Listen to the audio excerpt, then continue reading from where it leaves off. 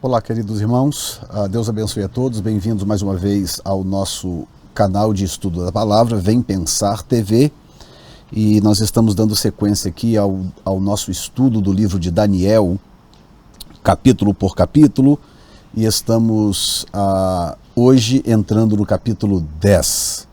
Graças a Deus, depois de um longo projeto, estamos caminhando para o encerramento deste propósito que fizemos no nosso coração diante de Deus. O capítulo 10 de Daniel é um capítulo interessante porque ele é prelúdio do 11. E eu quero já imediatamente ler com você um trecho do capítulo 10 e para te fazer entender qual a conexão desses dois capítulos. E logicamente que eu vou comentar só o capítulo 10 agora e depois vamos então ter o vídeo do capítulo 11.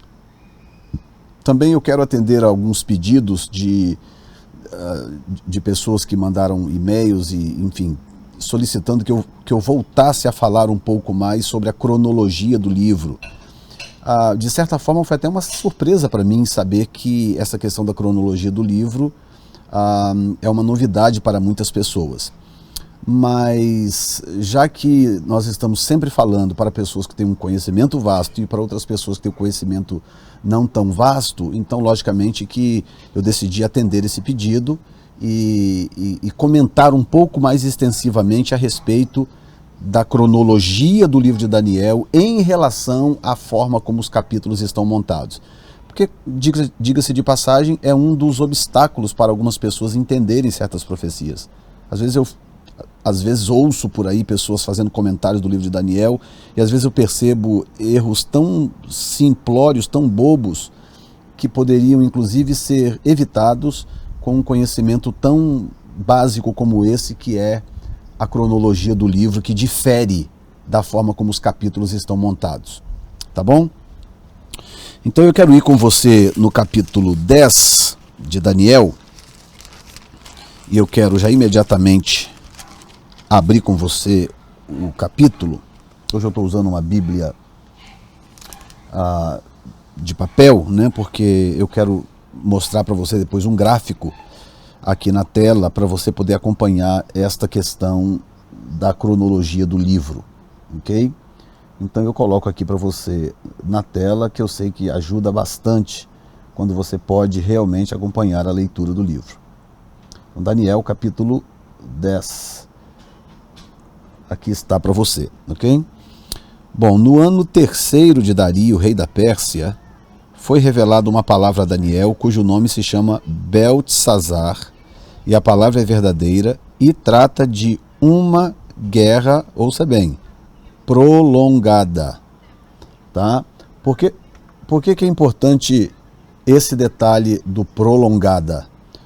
Porque quando nós lemos o capítulo 11, se você não tiver o cuidado de ler o capítulo da forma apropriada, sabendo da cronologia do livro, você corre o risco de cometer o erro de achar que o texto está descrevendo uma guerra única entre dois reis, quando na verdade o texto está descrevendo conflitos vários.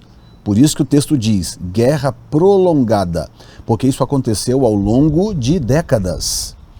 E os reis não são os mesmos, tá? Eu já vou explicar isso daqui a pouco, inclusive, porque principalmente no hebraico e tanto hebraico como aramaico e grego, as palavras reis e reinos, elas se sobrepõem, elas são muitas vezes equivalentes. Às vezes o texto está falando do rei, mas está se referindo ao reino, ou também ao reino.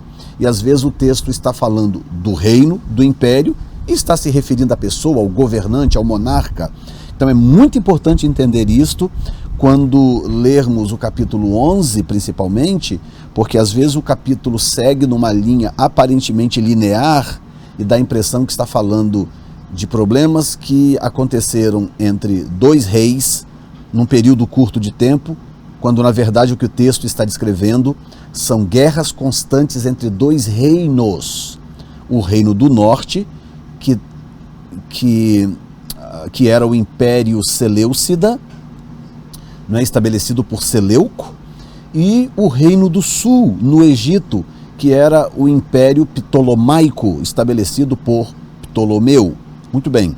Entendendo isto, que o capítulo 11 descreve conflitos constantes entre o Império Ptolomaico e o Império Seleucida, nós então fica mais fácil ler o capítulo 11, porque o 10 é um prelúdio do 11. Fica mais fácil então ler o capítulo 11, inclusive para entender determinadas afirmações que o texto faz com relação ao anticristo, porque o texto está escrito de uma forma tão linear que quando você lê dá a impressão que o próprio rei que iniciou a guerra é o anticristo. E na verdade não é isso que o texto está dizendo. A Bíblia é concisa, é prática. Imagine você contar uma história de dezenas de anos ou centenas de anos, ou como nesse caso, como o texto dá um salto no tempo, para falar do tempo do fim, estamos falando de uma história de milhares de anos. Como é que você conta uma história aí de 2000 e tantos anos, se você não for prático, não for conciso, dizendo apenas o necessário?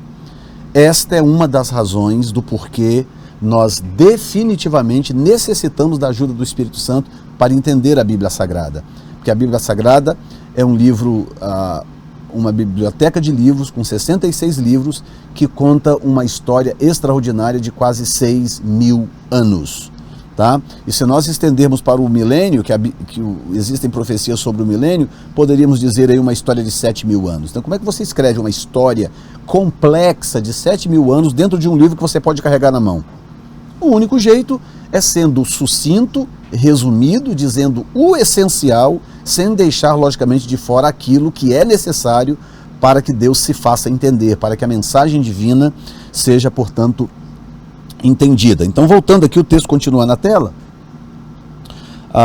E deixa eu só mudar ele de posição aqui para você. Eu vou colocar aqui, espera um pouquinho.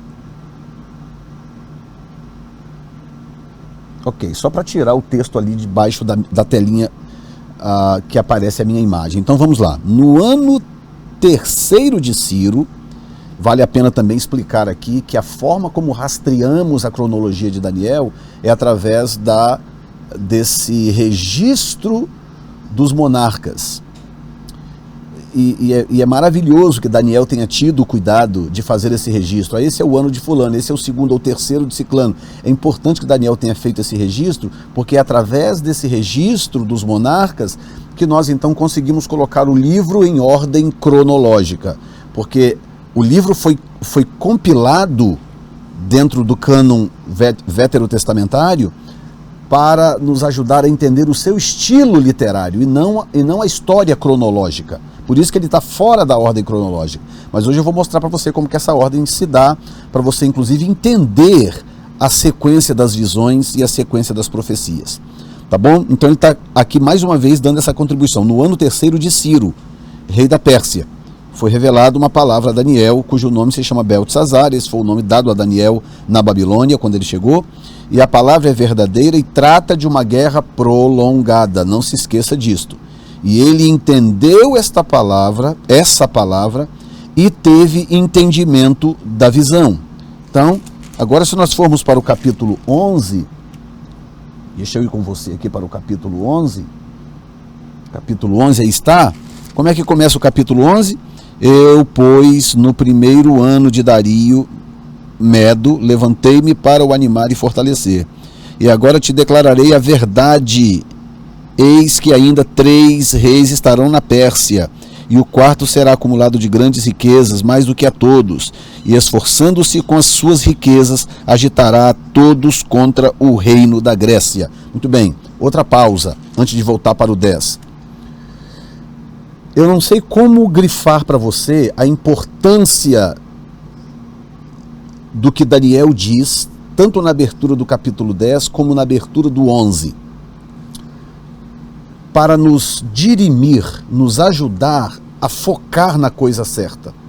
Veja bem, o livro de Daniel tem apenas 12 capítulos, apenas 12 capítulos num dos livros mais extraordinários da Bíblia, 12 capítulos, ok? Dentro desses 12 capítulos, Daniel faz um grande resumão sobre a performance de praticamente todos os reinos de destaque até após a morte do Messias, ok? Muito bem, um livro de apenas 12 capítulos. Dentro desses 12 capítulos, tem 2 capítulos, porque o 10 é prelúdio do 11, nós temos 2 capítulos exclusivamente dedicados à sucessão do Império Persa pelo grego. Então veja bem, nós temos referência ao Império Babilônico, nós temos referência ao Império Persa, nós temos referência ao Império Grego, nós temos referência ao Império Romano, e digamos assim, por tabela, né, de forma implícita, também referência ao Império Otomano, porque é o que vem na sequência do Romano. Mas isso de forma implícita, não está declarado abertamente como os outros impérios. Muito bem. Os demais impérios, o Império Babilônico, o Persa e o Romano, eles são citados apenas o suficiente para nós entendermos o papel que eles têm na história. Então você tem o Babilônico, o Persa e o Romano, citado apenas para que nós entendamos o papel de cada um na história. Agora, o Império Grego, ele é citado com minúcias de detalhe, e o capítulo 11 inteiro é dedicado ao conflito que acontece dentro do Império Grego. Agora escute bem, para você entender a sequência do livro. No capítulo 7 vem a visão dos animais, os 4 animais. No capítulo 8 nós temos a visão dos 2 animais que correspondem à Pérsia e à Grécia, né? O conflito entre Pérsia e Grécia, mostrando inclusive que o bode, que é a Grécia, derrota o carneiro, que é a Pérsia. Muito bem. Capítulo 8. Aí no capítulo 9 vem as 70 semanas de Daniel. O capítulo 10 vem como um prelúdio, porque ele tem uma visão de um anjo que vai lhe trazer a revelação. E no capítulo 11, portanto, ele tem essa explicação extraordinária, inclusive uma explicação histórica profunda que o anjo dá para Daniel a respeito do conflito que acontece dentro do Império Grego, porque tanto o Ptolomaico como o Seleucida eram impérios oriundos do grego, ok? Então era Lisímaco, Cassandro, Ptolomeu e Seleuco. Esses 4 impérios eram oriundos do grego, ok? Então o capítulo 11 inteiro, do início ao final, está dedicado a descrever os conflitos dentro do Império Grego dividido, ok? O Ptolomaico e o Seleucida. Você está me entendendo? Então eu estou mostrando para você uma bifurcação. Começa no capítulo 7 com 4 reinos, a descrição dos 4 reinos. No capítulo 8 afunila para 2 reinos, tá? O persa e o grego.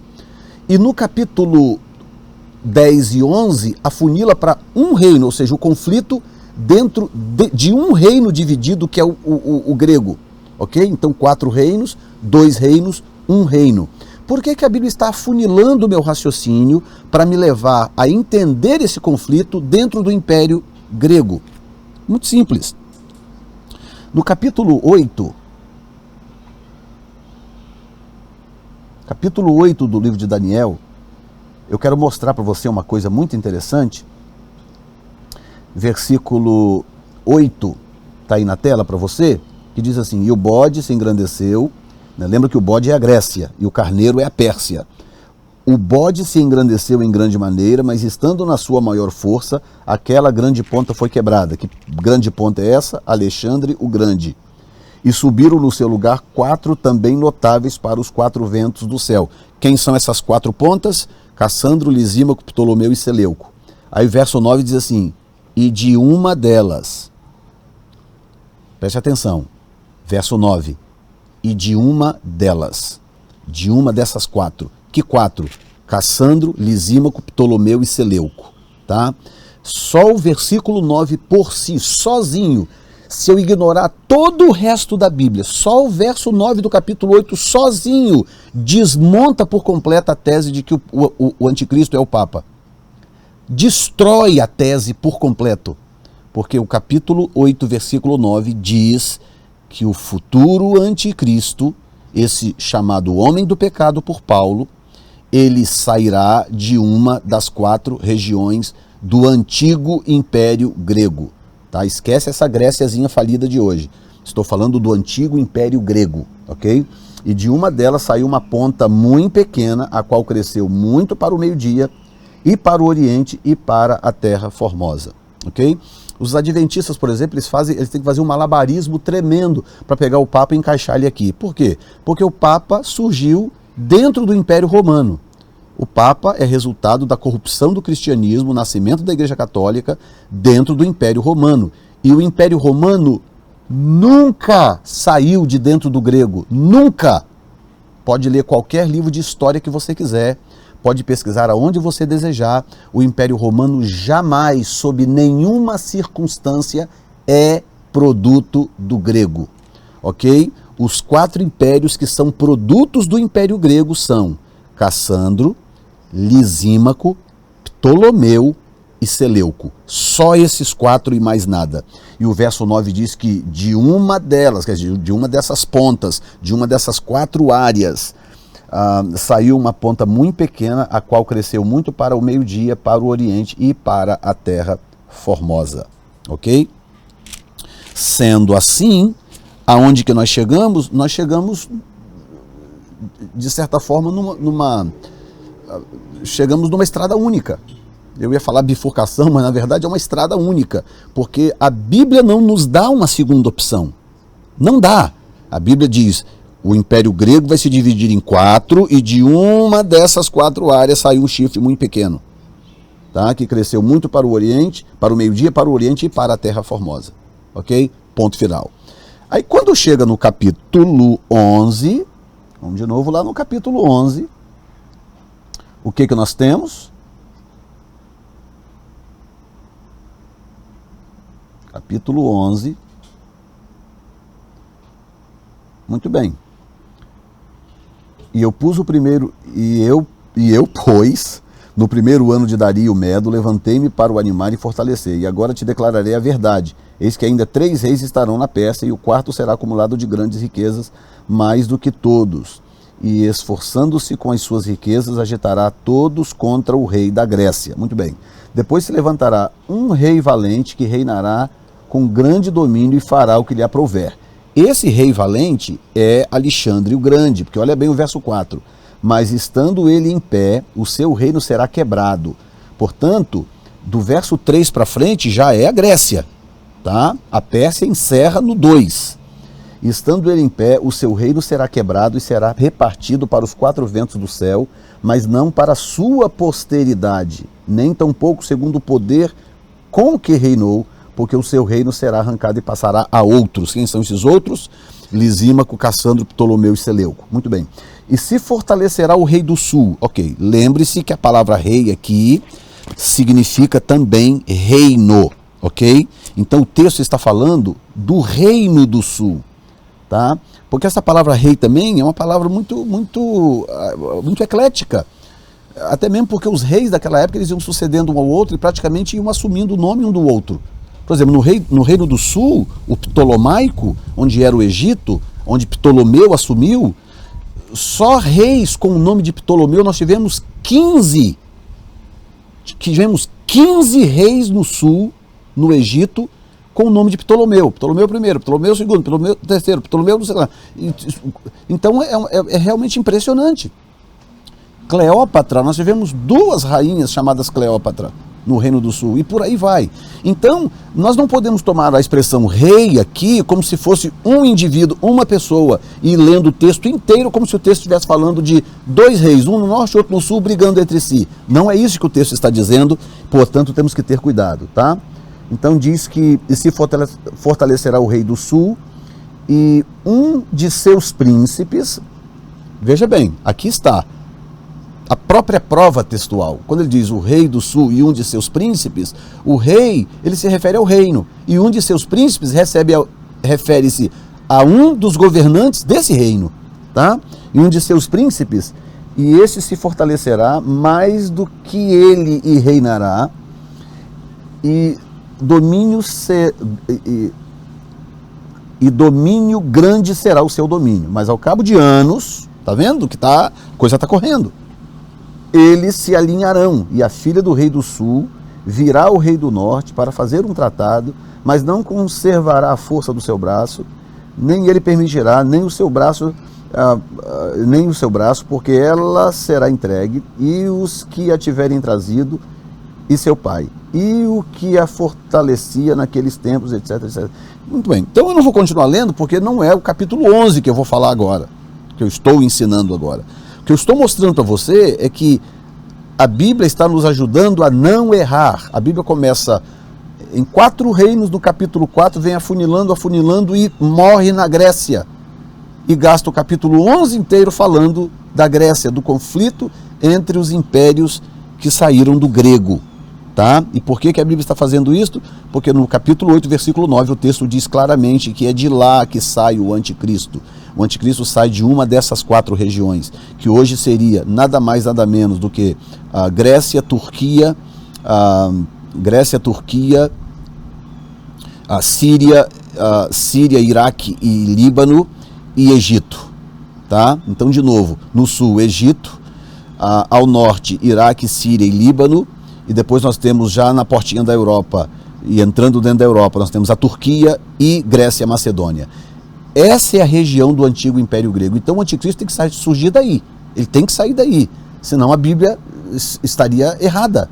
Como a Bíblia nunca erra, é de uma dessas 4 regiões que o anticristo tem que sair. Ok? Muito bem. Então, qual é o papel do capítulo 10? Qual é o papel, então, do capítulo 10? O capítulo 10 está aqui para mostrar, em primeiro lugar, a veracidade da profecia de Daniel. O capítulo 10 está aqui para mostrar que o livro de Daniel não é um livro comum, tá? É um livro sobrenatural, um livro gerado e escrito com visões poderosas e profundas, mesmo quando as visões não tenham sido dadas a Daniel, ainda assim eram visões divinas para cumprir com o seu próprio propósito. E as visões dadas a Daniel, visões extraordinárias, visões magníficas e gloriosas. Então o capítulo inteiro descreve o encontro que Daniel teve com Gabriel, que depois o texto diz claramente que era Gabriel.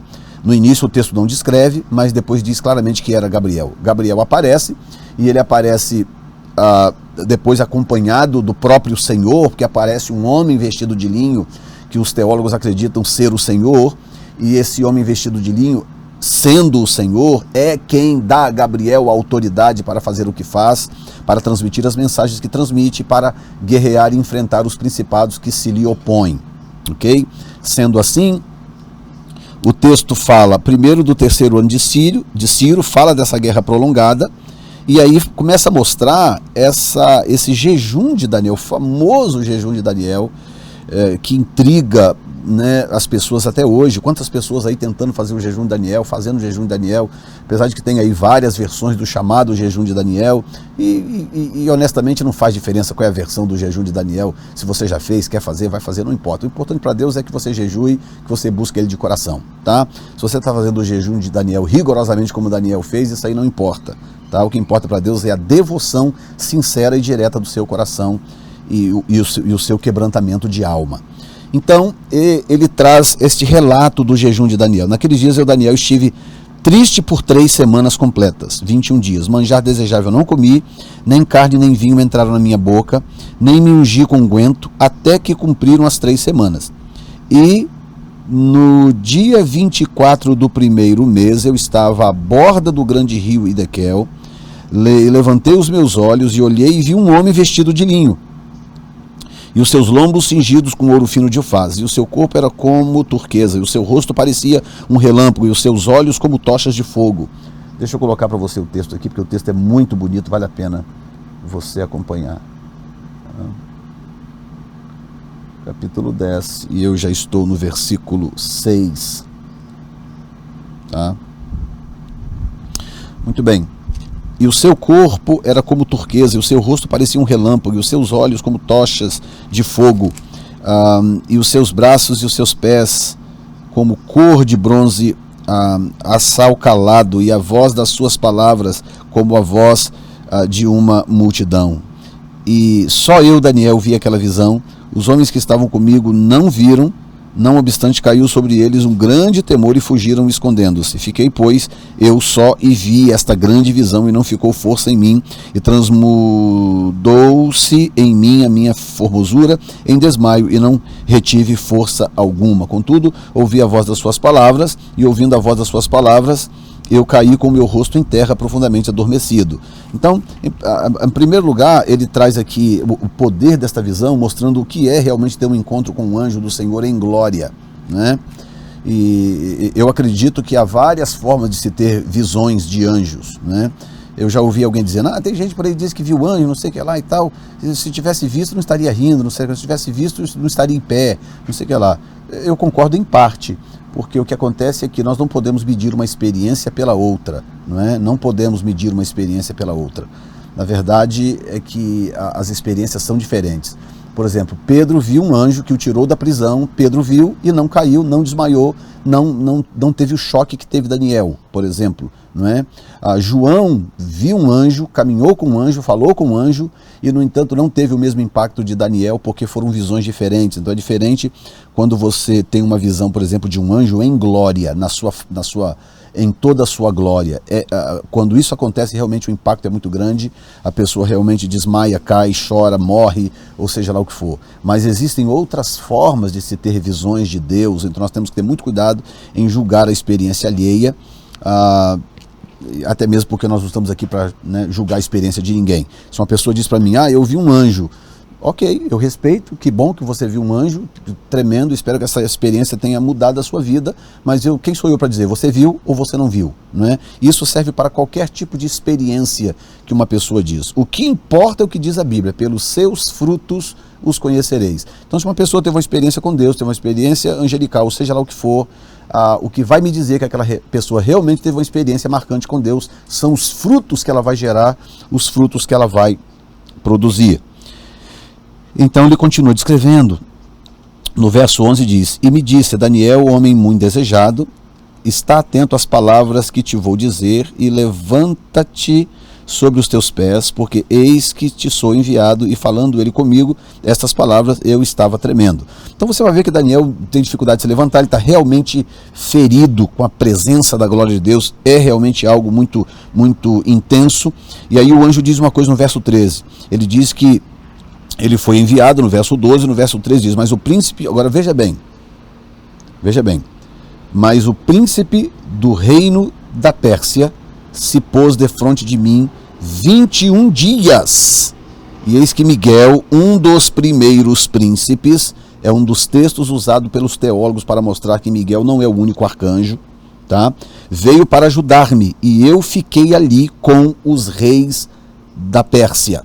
Ok? Quando ele diz os reis da Pérsia, ele está se referindo aos principados diabólicos que governavam sobre a Pérsia. É isso que Gabriel está falando. Agora vim para fazer-te entender o que há de acontecer ao teu povo. De novo, lembra do capítulo 9? Sobre o teu povo e sobre a tua santa cidade. A mesma coisa aqui. O que há de acontecer ao teu povo nos derradeiros dias. Porque a visão é ainda para muitos dias. Então veja bem, se eu pegar o versículo 14, agora vim para fazer-te entender o que há de acontecer. Deixa eu passar aqui, porque eu acabei esquecendo de passar para você. Verso 14. E agora, cadê? Aqui. Agora vim para fazer-te entender o que há de acontecer ao teu povo, verso 14, nos derradeiros dias. Ponto e vírgula, veja bem. Porque a visão é ainda para muitos dias. Ok.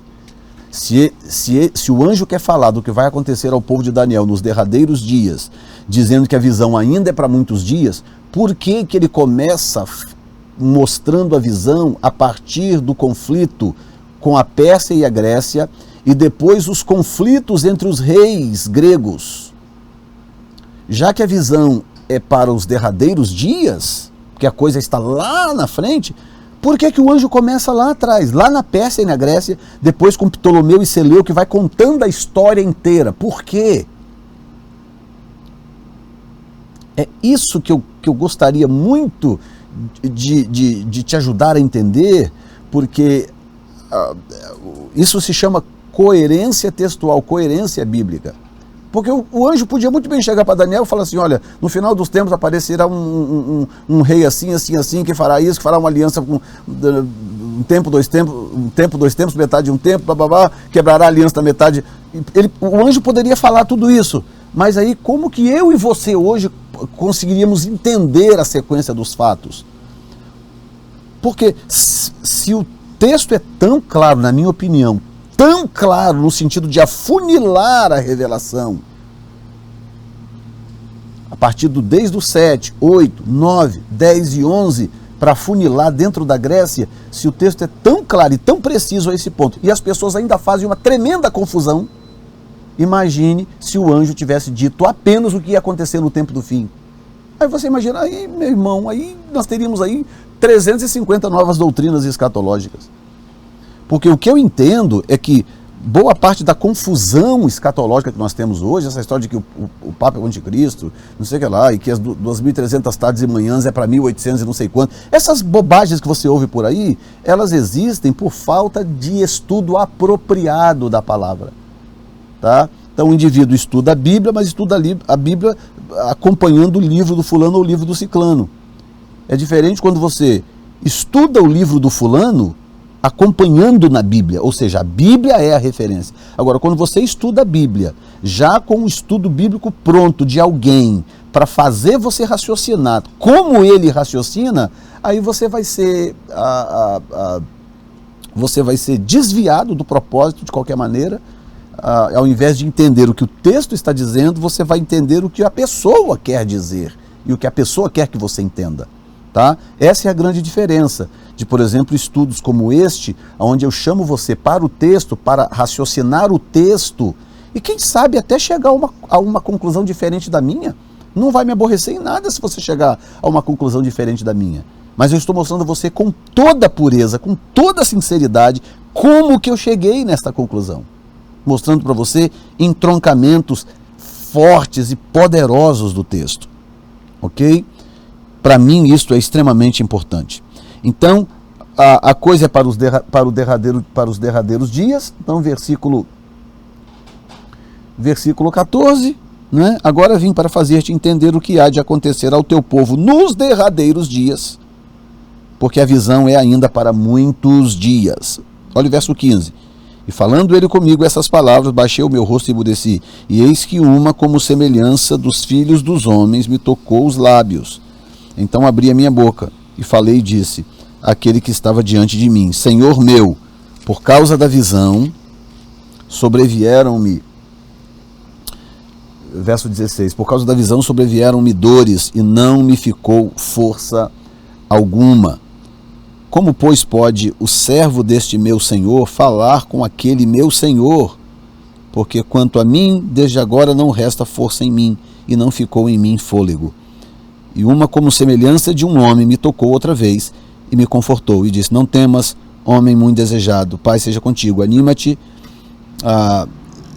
sim, anima-te. E falando ele comigo, esforcei-me e disse: fala, meu Senhor, porque me confortaste. E disse: sabes por que eu vim a ti? Eu tornarei a pelejar. Agora veja bem, deixa eu dar uma pausa aqui, tá?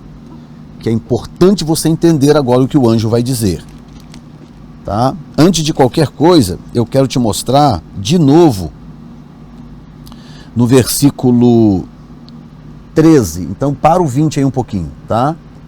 Versículo 13. Versículo 13, olha bem. Mas o príncipe do reino da Pérsia se pôs defronte de mim 21 dias, e eis que Miguel, um dos primeiros príncipes, veio para ajudar-me. e eu fiquei ali com os reis da Pérsia. Então, quando o anjo veio para poder trazer a Daniel a revelação, quais foram os demônios, os principados que se interpuseram no caminho dele? Os principados da Pérsia, porque lembra que ainda faltava um resquício de reino da Pérsia para acabar, para poder então começar o tempo do Império Grego, tá? Então, os principados que estavam em vigência eram os principados da Pérsia. Agora veja bem o que diz o versículo 19. Tchan, tchan, tchan, tchan. Versículo 19. Ok? Diz: não temas, homem muito desejado, Pai seja contigo, anima-te, sim, anima-te. E falando ele comigo, esforcei-me e disse: fala, meu Senhor, porque me confortaste. Verso 20. E disse: sabes por que eu vim a ti? Eu tornarei a pelejar contra o príncipe dos persas, olha bem, e saindo eu, eis que virá o príncipe da Grécia. Uau, que curioso! Por que quando ele veio trazer a revelação, só o principado da Pérsia se interpôs? E por que agora, quando ele estava indo, o principado da Pérsia e o da Grécia, que ainda não era o império vigente? Ouça o que eu estou te falando. O principado da Grécia, que ainda não estava em vigência, o império ainda não estava em vigência, foi chamado para se juntar ao principado da Pérsia, para poder enfrentar Gabriel, por causa da revelação que Gabriel trouxe a Daniel, e que nem o principado da Pérsia e nem o principado da Grécia queriam que Daniel ficasse sabendo daquilo.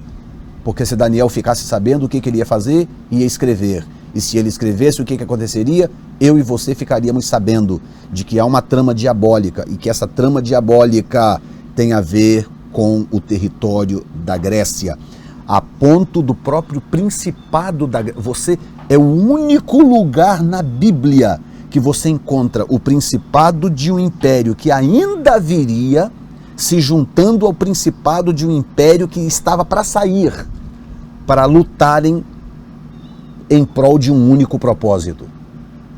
Porque com a vinda de Miguel, o que aconteceu? O principado da Pérsia, junto com os seus vassalos, já não conseguiam mais enfrentar Gabriel junto com Miguel. Então chamaram ajuda, pediram ajuda. E então o principado satânico, que já estava preparado, condecorado para assumir o posto quando a Grécia dominasse, veio para ajudar na tentativa de impedir que esta revelação viesse à tona. Graças a Deus não impediu, porque Deus é maior, porque os anjos do Senhor são maiores, e então a revelação veio, ela está escrita no livro sagrado, está aqui no capítulo 10 e capítulo 11 de Daniel, e está aqui para nós entendermos. Por isso que o capítulo 11 é extremamente importante, porque veja a batalha travada para que nós não tivéssemos acesso ao que está escrito no capítulo 11. Tá? Deixa eu tentar colocar dessa forma para você entender. Eu não diria que há um capítulo mais importante do que o outro, nem na Bíblia e nem no livro de Daniel. Tá? A Bíblia é a palavra de Deus inteira e pronto. Okay? Agora, lógico que dependendo do assunto que você está estudando, dependendo do momento que você está vivendo, sim, você pode encontrar um texto ou outro mais importante do que o outro, aplicado àquele momento. Tá? E quando eu aplico a escatologia de Daniel à manifestação do anticristo, eu diria para você que talvez o capítulo 11 seja o mais importante do livro. Quando eu aplico a isto. Por quê? Porque esta revelação foi tão importante que o inferno se uniu para impedir que Gabriel trouxesse a revelação a Daniel. A coisa é importante a este ponto. E eu quero, portanto, que você entenda isso. Tá? E, portanto, o texto termina dizendo: mas eu te declararei o que está escrito na escritura da verdade, e ninguém há que se esforce comigo contra aqueles quem? O principado da Pérsia e o principado da Grécia, tá? A não ser Miguel. Muito bem. Agora eu te faço uma pergunta. se o principado da Pérsia, que ainda não era o império vigente, veio para ajudar Daniel... Não, eu vou fazer uma pergunta diferente. Por que o principado que veio ajudar Daniel? Por que o principado que veio ajudar o demônio da Pérsia foi o da Grécia e não o de Roma? Ora, se Roma é o bicho-papão das profecias, como todos querem dizer, por que não o Império Romano? Por que não o principado do Império Romano? E sim o principado da Grécia? Está aí uma boa pergunta para vocês e para os adventistas responderem. Tá? Então não foi o principado da Babilônia e nem foi o principado de Roma, mas foi o principado da Grécia que foi chamado para ajudar o da Pérsia. O que acabou não dando em nada, porque Miguel e Gabriel juntos são muito mais, porque eles têm a autoridade do Senhor. Então, batalharam, guerrearam e venceram. E aí o anjo diz assim, mas eu te declararei. Porque lembra que o capítulo 10 ainda não é a revelação. O capítulo 10 é só a guerra, a batalha, é o prelúdio para chegar na revelação do capítulo 11. E aí o anjo diz, ok, foi duro, foi difícil, eles ainda virão atacar, mas eu te declararei. Ou seja, eu vou te falar, a revelação vai acontecer. E a revelação aconteceu, como nós vamos estudá-la agora num próximo vídeo. Tá bom? Muito obrigado. Deus abençoe a vocês. E eu quero apenas fechar esse texto com uma rápida informação da cronologia do livro. Então o que acontece? Atendendo aí a pedido de vários irmãos, né? O que acontece? A forma como nós rastreamos a cronologia do livro de Daniel está ligada ao relato ou ao registro dos monarcas, né, dos impérios. Então, basicamente, para você poder entender, os imperadores que governaram sobre a Babilônia, os nomes, eles diferem um pouquinho dos nomes que aparecem na Bíblia, e eu já vou explicar para você por quê. Tá? Então, basicamente, nós temos 5 imperadores. Tá? Nós temos Nabopolassar, que é antes de Nabucodonosor. Depois nós temos Nabucodonosor, que é o que invadiu Jerusalém e levou o povo cativo. Depois de Nabucodonosor nós temos Evil-Merodach, tá? Depois de Evil-Merodach nós temos Neriglissar, e depois de Neriglissar, Nabonido. Ok, por que, por exemplo, a razão do porquê Nabopolassar não aparece é simples, porque a história começa a ser contada a partir da invasão de Nabucodonosor. Então não tem por que Nabopolassar aparecer no texto. Muito bem, Nabucodonosor aparece. Por que não aparece Evil-Merodach e nem Neriglissar? Muito simples, o reino dos dois foi muito rápido. Os dois juntos não chegaram a governar 6 anos, para você ter uma ideia. Então não aconteceu nada de relevante durante esses 6 anos que justificasse registrar na história e, portanto, que justificasse registrar a presença desses reis. Então, um reinou por 2 anos, o outro reinou por 3 anos e pouco, 4 anos, 6 anos, não chega a dar 6 anos. Essa é a razão por que eles não aparecem. Muito bem. E o quinto, que é Nabonido. E Nabonido, por que Nabonido não aparece no texto de Daniel? Nabonido não aparece porque no tempo que Nabonido era o imperador da Babilônia, ele estava fora fazendo incursões e ele colocou no seu lugar o seu filho chamado Belsazar. Então aquele Belsazar do capítulo 5 que você lê, da escrita na parede, que já é o fim do reino de Belsazar, já é o fim da Babilônia, né, no capítulo 5, aquele Belsazar, que é chamado de rei, ele é na verdade corregente de Nabonido. O imperador da Babilônia naquela época era Nabonido, tá? E Belsazar, filho de Nabonido, era o corregente, era ele que governava, que cuidava da Babilônia, enquanto Nabonido fazia incursões principalmente na região da Arábia, ok? Então nós temos essa sequência de imperadores. Na Pérsia nós temos vários, né, que eu poderia citar, mas no texto bíblico aparece Ciro e aparece Dario. Então o que acontece é que, da mesma forma como Nabonido era o imperador e Nabonido era o imperador, perdão, né, estava fazendo confusão aqui. Nabonido era o imperador e no capítulo 5 Belsazar o corregente, da mesma forma Ciro era o imperador na Pérsia e Dario o corregente, ou o rei da Babilônia, mas Ciro estava sobre Dario, tá? Então por isso que no capítulo 10, por exemplo, você ouve falar de Ciro, e no capítulo 11 você ouve falar de Dario. Terceiro ano de Ciro, primeiro de Dario. Porque na verdade Dario representava Ciro na Babilônia nesse período em que ele governava, tá? Sendo assim, o que acontece? Nós rastreamos a história pelas datas, então vou colocar aqui para você poder entender, tá? Se nós formos contar a história de Daniel de forma cronológica, nós temos ela da seguinte forma: capítulos 1, 2, 3 e 4, que contam registros de Nabucodonosor. Capítulo 1 é a chegada do povo depois da invasão, né? O capítulo 2 a estátua de ouro, o capítulo 2 a visão da estátua, o capítulo 3 a estátua de ouro, e o capítulo 4 a visão da árvore e a loucura de Nabucodonosor. Então esses estão na sequência, são registros do império de Nabucodonosor, tá?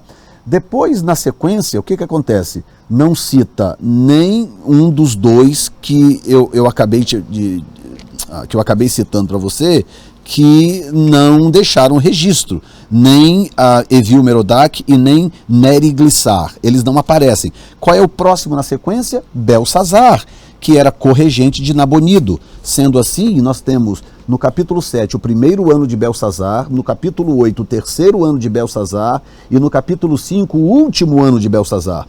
Então, cronologicamente, nós temos capítulos 1, 2, 3 e 4, 7, 8, 5, aí sim que vem o 9, que é o primeiro ano de Dario, e aí o 6, né, que nessa sequência seria a sequência do governo de Dario. Então no 9 você tem o primeiro ano de Dario, no 6 você já tem Dario governando, já na sequência do seu governo, que é a história da Cova de Leões, e aí sim nós temos capítulos 10, 11 e 12, que também vem na sequência, que é a sequência final do livro. Nós temos Ciro como imperador e temos Dario como governador.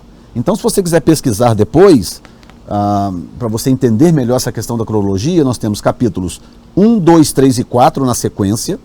Quando chega no capítulo 4, nós pulamos para o 7.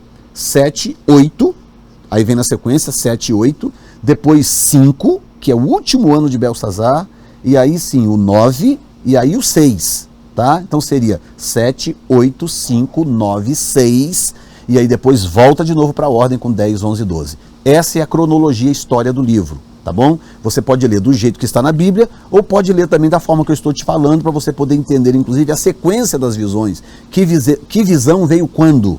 Para poder te ajudar, inclusive, a entender um pouco melhor esse livro, tá bom?